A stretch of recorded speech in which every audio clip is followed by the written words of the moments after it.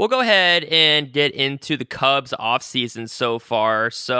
I know you've kind of stepped away from the Major League Baseball side of things over the last couple of years, kind of doing other interests, and we'll kind of get into that later. But I assume that you were probably, at least casually, still kind of keeping up with the Cubs last season, maybe watching a little bit of the games or, keeping up with the offseason, I assume. Yeah, for sure, Will. You know what? I'm a baseball fan, period. So I always keep up with it. Our whole house does. My wife and the kids, we're baseball people. So we definitely keep a beat and a pulse on the major leagues and the minor leagues as well. And it's just kind of ingrained in us. So in short, yes, absolutely. Yeah, so I think it's been a pretty fun offseason overall, really across Major League Baseball in general, and we'll kind of get into that in a second. But with the Cubs specifically, obviously they got their shortstop. Dansby Swanson is the headliner there, but you look at Tucker Barnhart, Cody Bellinger, Drew Smiley, Jamison Tyone. They added Brad Boxberger to the bullpen, so I think, on paper, should be at least a little bit better than last season. And of course, there's still an off season technically, I guess, to play out before spring training.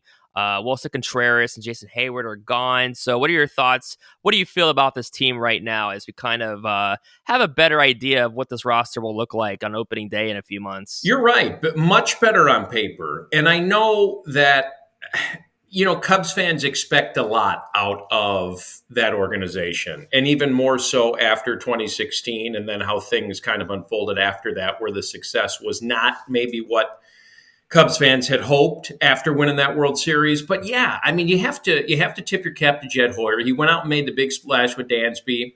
And some of the haters on that move you hear say, well, they're not ready to compete, so I don't understand why you're going to drop 170 million on the guy right now.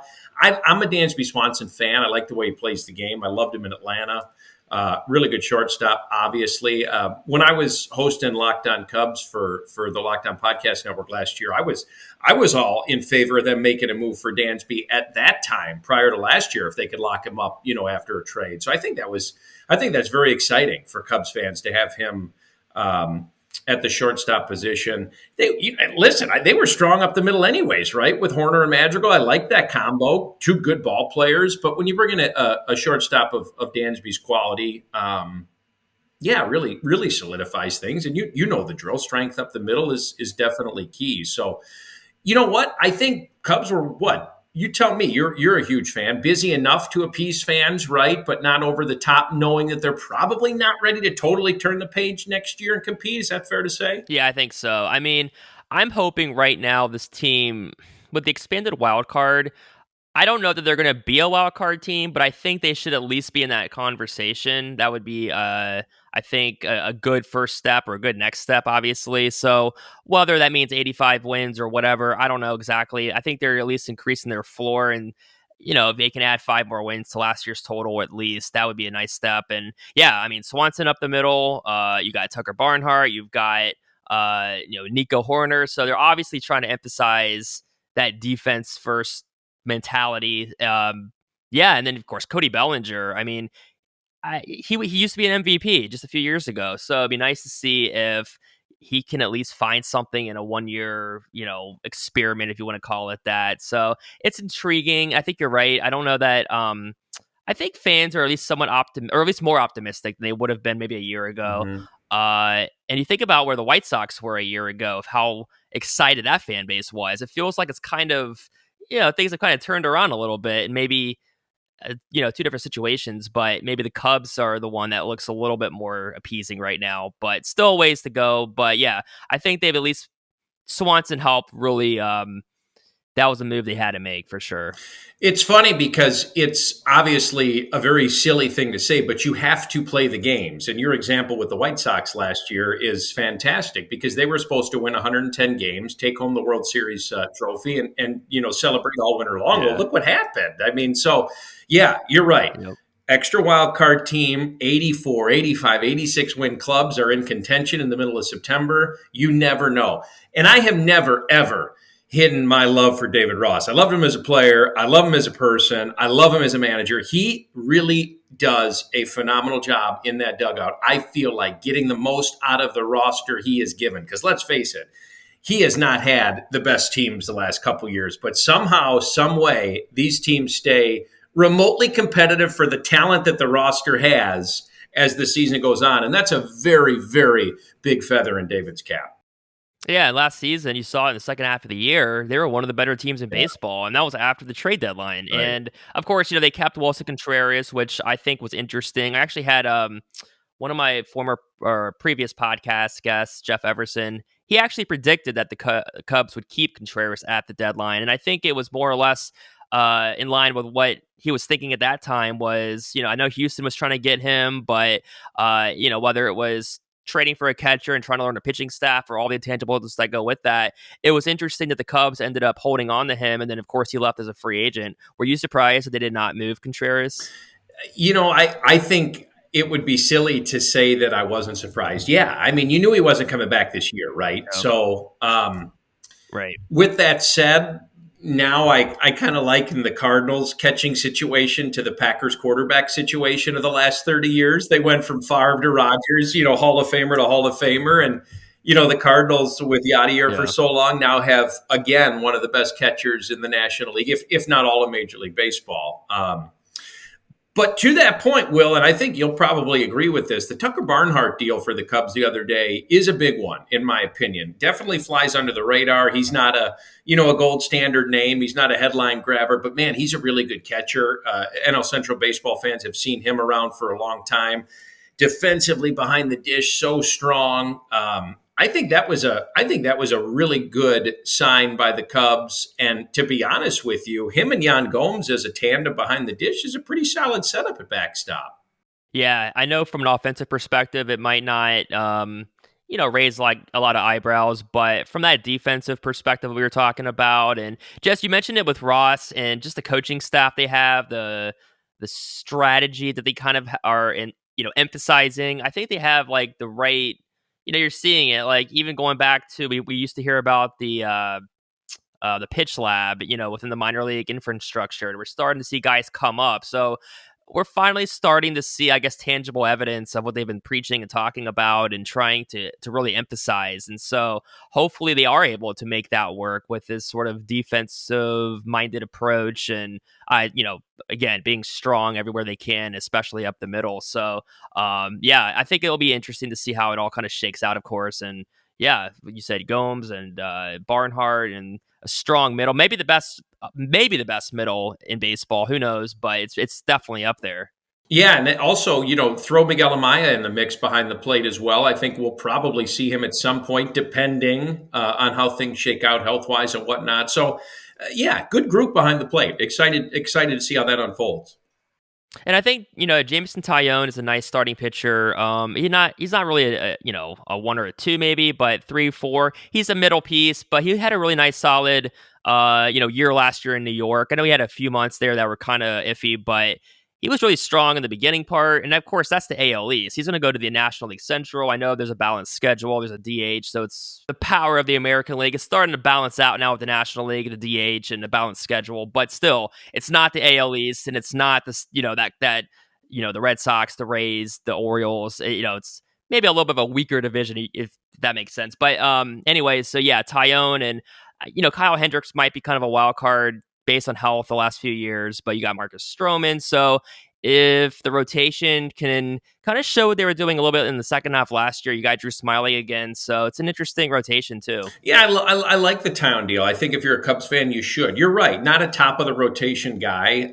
Change of scenery is always a good thing coming over to the National League where there's less of a recent familiarity, I think is what you were kind of getting at. And I agree 100%. That benefits him and the Cubs for sure, especially, possibly through the early part of this next season. And again, that's a contract that's, I believe, was south of $70 million. So top of the rotation guy, no, but you always need arms. Like you said, you battled some injuries last year. Hendricks is not what we saw him, the pitcher of 4 or 5 years ago. It's a good move. Veteran arm. I think as a Cub fan, Cubs fans should be very pleased with adding him to the mix in that rotation because he's a very solid, established veteran right-hander. Yeah, he's overcome a lot of obstacles in his career with cancer, and I think he had all kinds of injuries, like I think you just said. So yeah, it's cool to see him have some success finally. He was in the Central prior, to the Yankees when he was with Pittsburgh, Mhm. so some familiarity there as well. So yeah, it should be a pretty good move, I think, there, and hopefully overall the rotation, uh, continues to do what we were starting to see last year, and of course guys come up, and yeah, hopefully it's starting to finally turn into more of a strength again. And it's been overall an interesting offseason anyway. A lot of money has been doled out with Judge resigning in New York, Carlos Rodon going to New York, Trey Turner to Philly, Devers staying in Boston. The last time we talked, Carlos Correa was a free agent. He's still a free agent right now since the whole thing with the Mets and the Giants has been very interesting to say the least. Who knows how that's going to shake out? Yeah, the Correa thing, right? I mean, I don't think we've ever seen something like that happen. We've seen guys. I think we've probably seen players have contracts not work out, but not at the level caliber of a Carlos Correa. And then it happens again with the Mets. So who knows where he's going to end up? Yeah, it's a great point, Will. And I think, Cubs fans clamored last offseason to bring him in, right? That's the splash. That's the guy, Yeah. shortstop. He's the prize ticket. And of course, with the body of work that he was bringing to the table at that point, his resume is very impressive. And hindsight's always 2020. So, I mean, if you're Jed Hoyer and company, you could say, we told you so, kind Yeah. of, but not really. I mean, if you brought him in last year, what does he do for you that helps you and changes the outcome of last season? Nothing. You're not a playoff team with him last year, period. So you're going to overspend on a guy, and maybe it's better they didn't bring him in. Would we have loved it as baseball fans to see him on the north side? Yeah, that would have been cool. But here we are now, a year removed, with a very good shortstop incoming in Dansby Swanson. And it's funny how things kind of shake out when we were so bummed last year that maybe he wasn't going to Correa, that is, going to be the guy at shortstop for the Cubs, and now turn the page and kind of think, well, maybe that worked out for the best. Yeah, like if he took a 1 year deal, well, I know last year with the Twins was like a 3 year deal with an opt out. So Mhm. if he had signed that exact same situation with the Cubs, he probably opts Yeah. out. But a year later, or talking about right now, and the fact that he's still out there, or maybe even regardless, let's say he did already sign or not, would you, even with Swanson in the fold? I mean, would you personally, like, I'm thinking, man, I don't think it's going to happen, but yeah, I would still take Correa right now. Worry about, I mean, I get why the ankle or whatever is going on there is a potential red flag for teams, but I think that's more so looking at it from 10 years from now. I would take him if it was like a 5 year deal and he just, the AAV is just that much more per year. I mean, I'm thinking just worry about the ankle when it happens, but I get it. Teams are not going to operate like that, but would you sign Correa right now if you could? If I was running the Cubs, Yeah, no, yeah, no, no, I wouldn't. I don't think. Again, I don't think that is a piece that would push them over the top to be where they need to be. Arms wise, in my book, is more important. And you alluded to it earlier in the conversation. I like the approach. I mean, don't get me wrong, Carlos is a great shortstop, but I like the yeah, defensive minded mentality that they're kind of routing towards, strong behind the plate defensively, strong as it sits up the middle defensively. I don't want to call it small ball approach. That's an old school term. I know I'm dating yeah, myself, but it is in a way, I guess. Doing the little things right is a better way to say it. So, given the notion that yeah. they're probably not ready to contend for a division next year. And again, you got to play the games. They could surprise all of baseball. I think where they sit now is in a very healthy spot. Yeah. Yeah, I think there's like two I think I have two schools of thought on it in general. The first thing is like the Cubs are finally starting to spend again. So I'm thinking about it from like, well, from their approach, they're probably not going to entertain that idea of bringing in a guy like Correa, especially after getting Swanson. But also it's kind of like, well, I don't want them to make this signing if it means they're not going to do other moves, whether it's there's probably not much else they can do this year anyway, but like next year and going forward. But on the other hand, I know a lot of people on Twitter, especially, will look at it and say, "Hey, this is Ricketts. He's a billionaire, or like any owner. This is Chicago. It's a big market. They should be able to sign him and or whoever, and still make those moves down the road." So I get, of course, there's always going to be a budget in place. I know teams are not going to necessarily just be like, they're not going to do what the Mets are doing right now and just sign everybody. So yeah, I think on the one hand, I'm like, yeah, if they did sign him, is that going to keep them from wanting to make other moves down the road that they need to make, in other areas as well? So Yeah, I get that. And of course, like you said, having they have Swanson, they're emphasizing this sort of defensive approach really. And they could probably use that money that it would take to sign a Correa or someone like that for another need down the road. But and there's a big guy next offseason, probably, unless he's signs, an extension or whatever, is Otani. I don't know what it's going to take to sign him, but you could make the case that he's going to be $500 million based on his MVP bat and his Cy Young type pitching. At the rate the game is going money wise, you might not be all that far off, as goofy as that sounds. And Yeah. I'll go the other way with you just because of the business person Yeah. in me. The Eric Hosmer deal that they made. I mean, you got a team out west that's going to pay 99.9% of his salary. Guy, I mean, is he a Hall of Famer? No, but he's a very, very dependable, serviceable veteran. That's a no-brainer to me. I love moves like that. All no risk, all potential reward, and you know what you're going to get out of him because his body of work's been so consistent. So I'll take the flip rather than splurging on those big dollar signs on contracts for guys like Correa and the like. I mean, look at a move like Hosmer that kind of flies under the radar because it's not super sexy, say, but on the books it looks really good because you're not Yeah. dishing hardly anything out. Yeah, the major league minimum there, and like you said, San Diego is paying that most of that salary. Yeah, So, yeah, I mean they're not really, and he's a stopgap. I sure. mean they've got they have Mervis, who they're going to be able to kind of obviously get in there at first, and they've got guys in general. They got guys in the system that they have a really good system.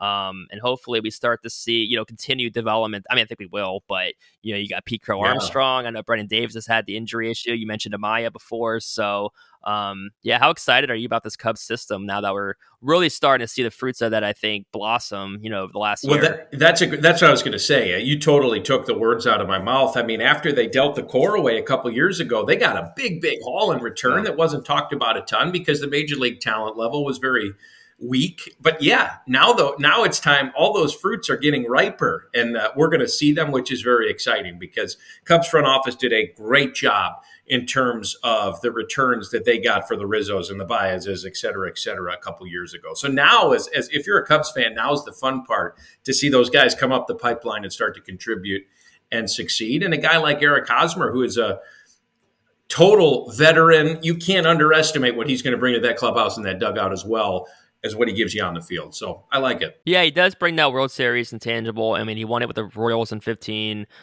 He was there in 14. So, for what that's worth, I know sometimes that might be overstating it when people are like, he's great in the clubhouse, or if, for whatever player that might be referencing, or yeah, he brings his leadership, he brings this, but it certainly can't hurt to have that experience around. So, and I think it was Stroman was really talking up the Hosmer signing the other day.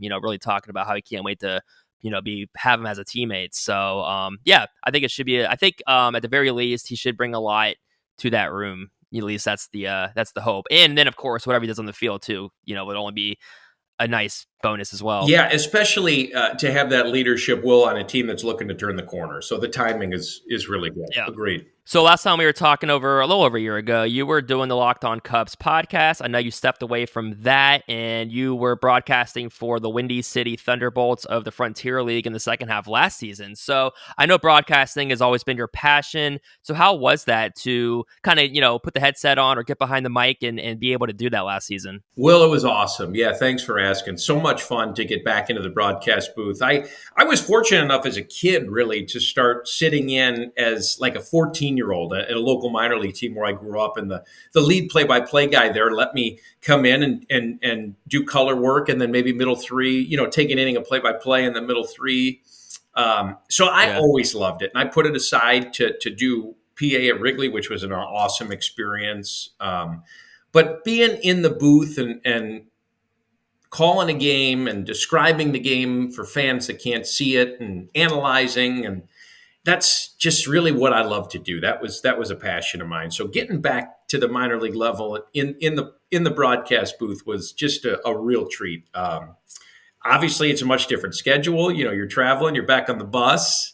I'm an old man now playing a young man's game, but it was really great. It was not the season that the Thunderbolts hoped for in the Frontier League, which is a Major League Baseball partner league. They had a rough year on the field, but selfishly, from my personal experience, just really cool.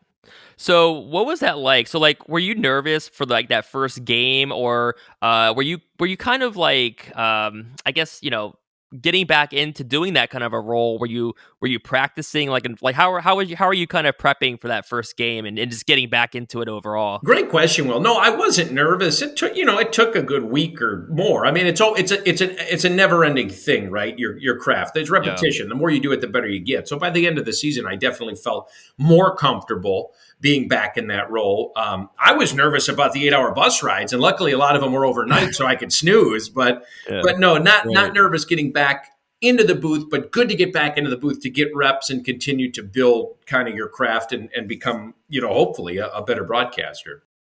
Yeah, I assume that you probably were at least doing some kind of obviously I know prepping of course, but probably some kind of practice or even just in your own maybe even in your own house just thinking like imagining yourself in the booth like before that first game or whatever, however your preparation goes. I'm sure you were at least kind of getting familiar maybe with the roster or how you wanted to kind of do your calls and things like that. Yeah, and to be honest with you, I'm a strange guy, so I'll turn a game on and I'll call the game in my head. So it's kind of always in there. I just had to get it out now because we were actually on the air. So something that I hadn't done necessarily in a while, but never really let go of. It was just always inside and just had to spew it out. But yeah, it was I think a fairly smooth transition that only got better with time. Again, repetition is key in a good way.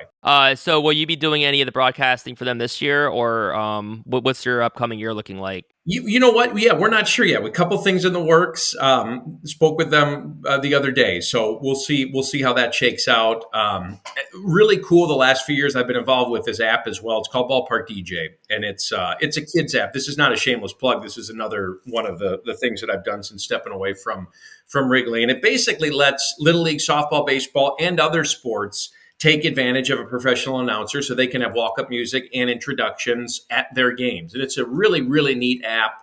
I work with 4 or 5 other current Major League Public Address announcers on it as well. So it's a neat thing that's been a ton of fun for me because I love to see the feedback. The kids love it, which makes it cool for me as a dad because I see how excited they get to have intro music and walk up songs and all that good stuff when they're playing on their local field. So that's been a lot of fun too. No, that is really cool.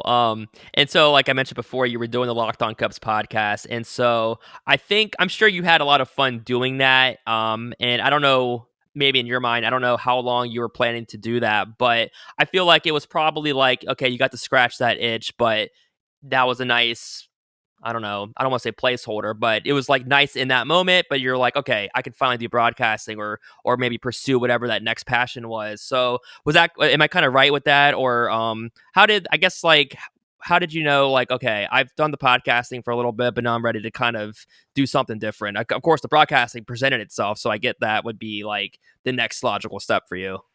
Absolutely. Yeah, timing was key. That opportunity came along and I couldn't pass it up. But Locked On was great. They were Yeah. very good to me. It's a hard model though, a daily podcast. I mean, you're in Yeah. that world. It is not easy because the content and interviews and booking and that's all up to the host. Yeah. And I was hosting Yep. on my own, and it was tough. I mean, we scaled back to 3 days a week during the off season and the lockout there at that particular time. But a daily cast, yeah, not easy. I mean, people underestimate how much content you need to have. You've got to have double the amount that you probably will never get to, but you have to have it in case you need it, right? So it was an awesome opportunity. Loved the show. I hope people liked it as well. I love doing it, I should say.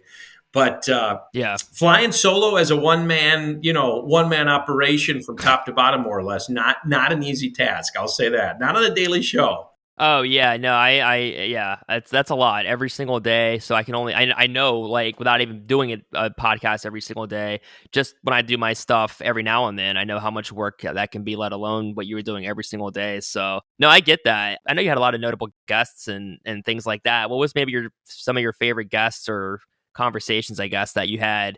I know, like for instance, you had Sylvie from Waddle and Sylvie on at one point, and there's all kinds of people I know you've talked with. I love the interviews, the one-on-ones, Will. That's always my favorite. I Yeah. could talk ball with you all day. I love that too. But man, sitting down and I love talking to former players. I love it just because Yeah. I was a fledgling player. I was the 20th man on the D3 team in college. So I know what it takes because I didn't have it, but I love picking the brains of the guys that do and listening to them talk. And um, so that was always my favorite. Yeah, Mark Silverman from Waddle and Sylvie was a thrill for Yeah. me because I'm a fan of theirs here in Chicago, listening to them, handle their sports talk show. But any sit down interview with a former player always takes the cake for me because I just love it. I love getting in their head and talking about when they were on the field because there's so many stories and insight and so much there that you never have enough time. So going back to the Cubs, what are you hoping for next from this team this offseason? And like I said before, there's not much left in the offseason to have play out, but I guess, you look at this team right now, how do you feel, I guess, about the team right now, and what are you hoping for next from this team, this offseason? Well, I guess, I was going to ask you what you thought of the division as a whole. And I think that kind of predicates how you shuffle and what to expect from the Cubs, maybe. I mean, who in your mind would be the front runner for the division? Milwaukee, St. Louis, neither? I mean, Yeah. that would be it's one of them, I'm sure. But I'll say this before you answer, I guess. The talent on paper, like you said, is much better. Is it what it needs to be to compete for 162 games? I don't think so. I might be wrong. You have to play the games, you have to stay healthy. With that said, I do think that outside of that first season with David Ross in the dugout of that shortened 2020, in which they did make the playoffs and got beat by the Marlins, um, Yep. this is clearly the most talent that he's had to work with that's not going anywhere. In other words, they're probably not going to have a fire sale at the deadline this year, most likely. Yeah. Um, I know that first half of 21, they had the core intact still. But so, given the fact that he's got some bodies and some talent to work with now for real this time, I think that he is a huge intangible and something that's being overlooked because he's a great manager and he's got the personnel now to kind of finally in year 4 do what he wants to do. Now, still a tough division, right? Cardinals are tough, Milwaukee's tough, Pittsburgh's young. I don't know. I don't know. It's interesting because 2020 was still, like you said, it was the COVID shortened year, so it was weird anyway. You still had all the like, oh, what are they going to do with Brian and these, all these guys that are going to be free agents soon. So that was a weird year anyway with COVID alone. 2021, they start out pretty good, but then they lose. They sell off. Then doesn't have much of a team to work with anymore. Last year, before the season even started, we knew it was going to be a tough year. Yeah. Finally, he's starting, like you said, he's finally got some guys that they can build off of. So it's been hard to, I think you said it before, like, I think Ross has done pretty well considering what he had to deal with. And we saw it last season in the second half. The team somehow was one of the better teams for what that's worth. And, now he's finally, we'll see what he can finally do, this season. And of course, going forward, hopefully with even more guys coming up or more signings happening. And, you said it at the beginning, whether or not they signed a guy like Correa last year, I do like when they make, whether it's regardless of who the player is, like, we saw it with the Padres when they got Manny Machado. They weren't a great team yet, but he helped him take that next step. We saw that with John Lester going to the Cubs. And so for people, when they say, well, this team isn't going to win anything, well, yeah, I mean, maybe not the Cubs, but in general, talking generally, when a certain player signs with a team that might not be great yet, that can help take that team to the next step. So, hopefully Swanson is going to be that guy to kind of help take them a little bit, closer. I think in the NL Central, St. Louis is probably the front runner. They add Contreras now. They still have Goldschmidt and Arenado, and St. Louis always finds a way to at least be in the conversation. Everything might have to kind of go just right for them to even be like second, but maybe, I don't know. Milwaukee's interesting because they've always been pretty good the last few years, but then they traded Hader at the deadline last year to San Diego, and he was struggling before he got traded. But Yeah. I don't know. I right off the bat, I think Pittsburgh and Cincinnati are your bottom two, Hmm. but uh, I think if everything goes right, the Cubs are at least sniffing the wild card conversation. Hmm. Maybe that's 82, 83 wins. So, yeah, I think they're probably at least a year away from like a solid, at least a year away, probably from like solid, being in that playoff race. But hopefully this season they're at least in that peripheral of it. So, yeah, I'm thinking probably St. Louis, and then maybe the Cubs can be in second, but probably third is probably what I'm looking at.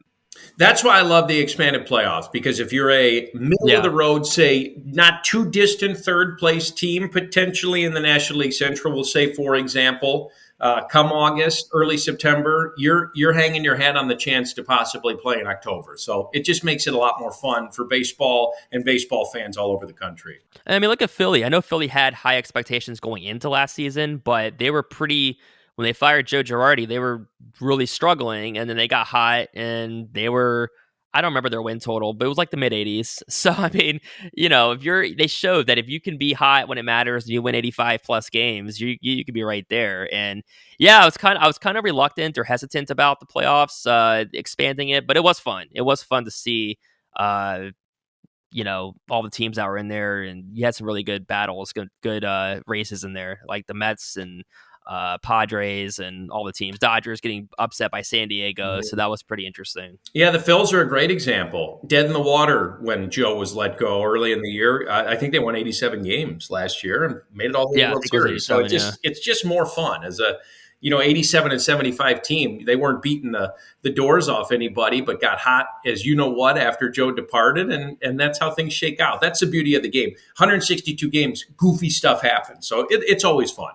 last thing for you. So I wanted to ask kind of, I know you're still, you just said it, you're still kind of figuring out what's next for you, even just this year alone. But what are you hoping would be next for you? And I know you mentioned in the past, like Jason Benetti also broadcasted games for the Windy City Thunderbolts. So is maybe your goal to be like a Major League Baseball play-by-play man on TV, like Jim DeShays and Len Casper, who's doing the radio, of course, now. But or are you still trying to figure that out? Or is it like broadcasting's my passion, and I want to be doing a Major League Baseball game for a team again one day? Yeah, I'd love to broadcast at the major league level. I've definitely made, I'm not hitting that fact for sure. That would be Mhm. awesome.